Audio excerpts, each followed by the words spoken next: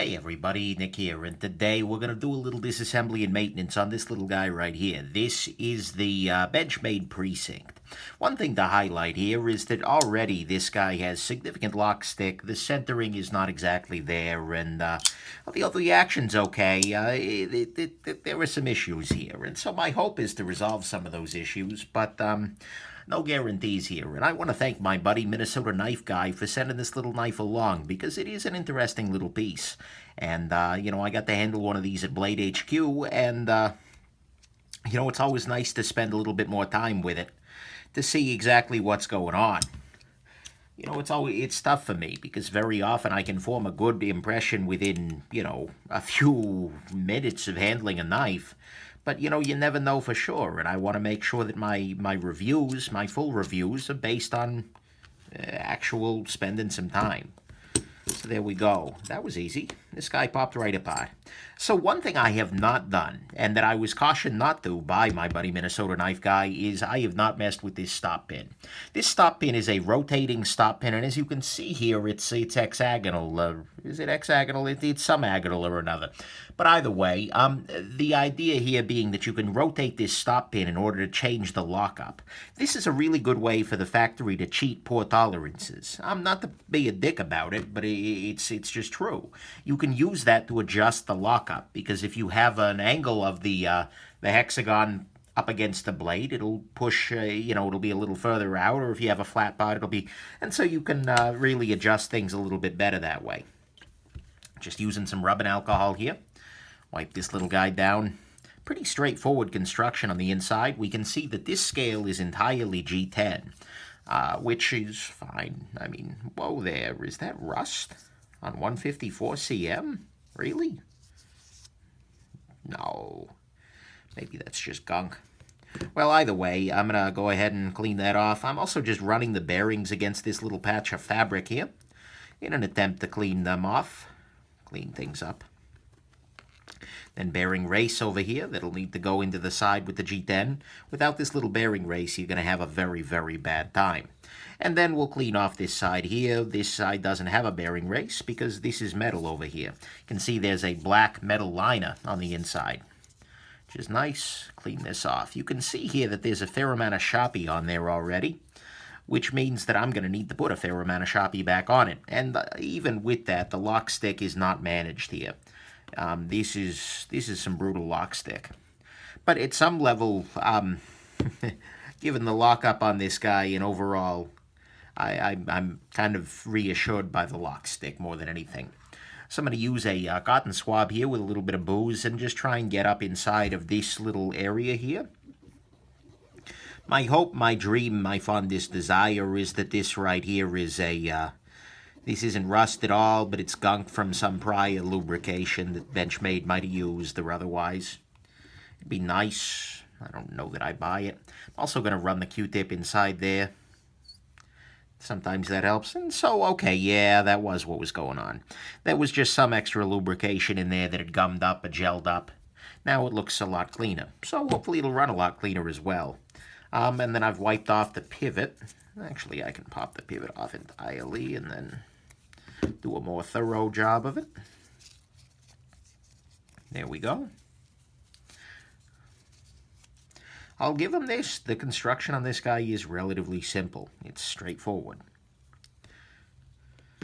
Unfortunately, there were other issues with the construction, but we're going to have to talk about those during the full review. All right, let's put it back together. That was easy. I'm going to use some 10-weight nano oil here. Again, I say this regularly, but I mean it regularly. I like nano oil. I think it's a fine product, and it's one of the better options for knife lubrication. At the same time, though, I'm not necessarily saying it is the only option, or that I believe every one of the claims put up on their website, which can be a little bit crazy. But that's okay. Haven't found anything better yet. That was way too much lubrication, so I'm just going to use the other side of this cotton swab here to sort of distribute it out a little bit. Okay, one thing I'm going to highlight here is that behind this stop pin there is a second pin, which I assume is actually catching the blade when closed. Yeah, This is not all that uncommon. Among other people to do something like this are the Grimsmo brothers in the Grimsmo Norsemen, and I believe in the Rask as well. Smart little, I don't know, seems like a fine decision to me. Okay. Just using the tip of the applicator here to spread around what's on there. And then, there we go. This did have, I started off talking about how it had some centering issues. It did also have, hopefully will still have, a pretty excellent action. It drops shut in a way that's kind of surprising for a knife that's this inexpensive. And so, part of that is fairly light lock bar tension because it's a liner lock rather than a frame lock. But still, so that is something I want to make sure is preserved. Oh, you little bugger. So the stop pin came out, as well as... Actually, I'm going to put a drop of oil on your detent ball here, which will distribute itself along the detent track. Okay. So now I just need to get everything popped in. Yeah, I've got the stop pin in. Excellent. Okay, now I'm going to use a little bit of blue Loctite here. It's in a red tube, I know, but that's just the cruelty of the world. When I put these screws back on there.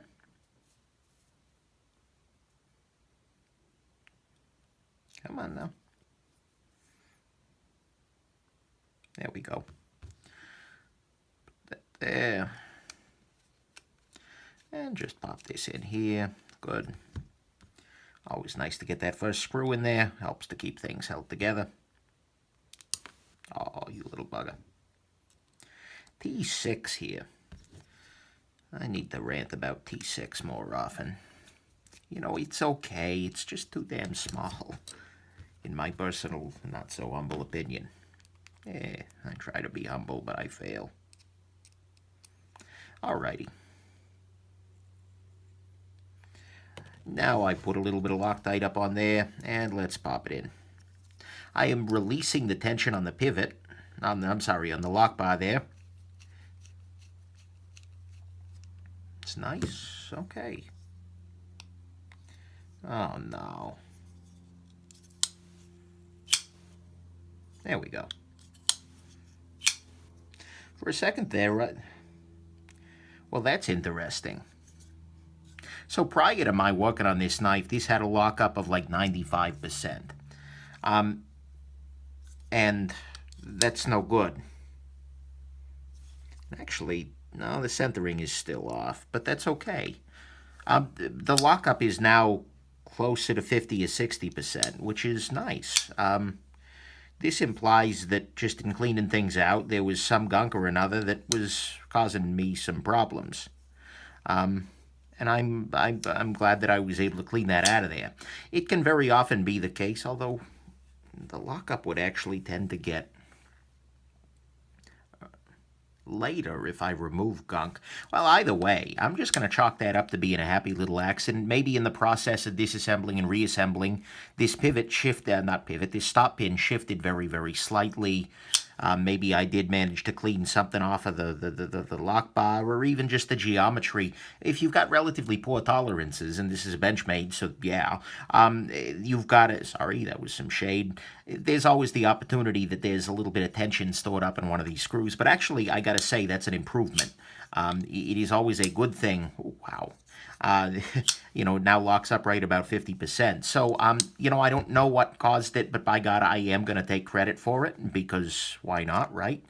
And the knife is now in a better condition, which I'm very happy about. And so, yeah, that's the Benchmade Precinct here. That's slightly frightening. I like a knife to go back together in the same way each time, but again, when you're dealing with relatively low tolerances, sometimes you have happy little accidents like that. But the action is now good. It's cleaned out. It's pretty simple and straightforward to take apart. And now I can carry this little guy and give it my full review. So there you go. I hope this was interesting to you, and that you have yourselves an absolutely wonderful rest of your day. Bye now.